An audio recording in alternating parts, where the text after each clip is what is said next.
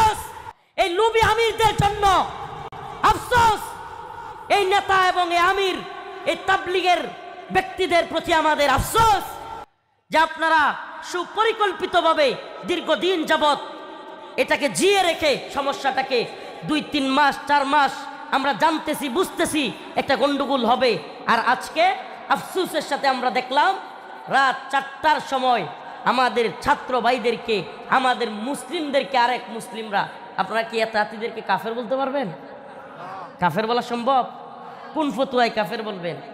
তো এক মুসলমান আর এক মুসলমানরে মারতেছে, হায় রে কি সুন্দর, জান্নাতে যাবেন না? জান্নাতে তো সহজ। এক মুসলমান আর এক মুসলমানরে মাইরে আপনি জান্নাতে যাবেন? আপনার জান্নাতে তো সহজ। কাফেরদের মধ্যে জিহাদের কথা বলেন, বলবেন নফসির জিহাদ, নফসির জিহাদ। ওরে বদমাইশের দল, এখন নিজের ভাই করে কিভাবে মারলেন? এই তাবলীগওয়ালাদেরকে যায় জিহাদের কথা বলেন না, এরা বিরোধিতা করবে।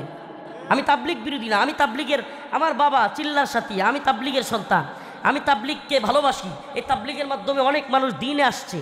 কিন্তু আপনি জিহাদের কথা বললে আপনি বিরোধিতা করেন, কিতালের কথা বললে বিরোধিতা করেন, আর এখন নিজের ভাইয়ের মাথায় রাত 4টার সময় গিয়ে বাড়ি মারেন। কই পাইছেন এগুলো?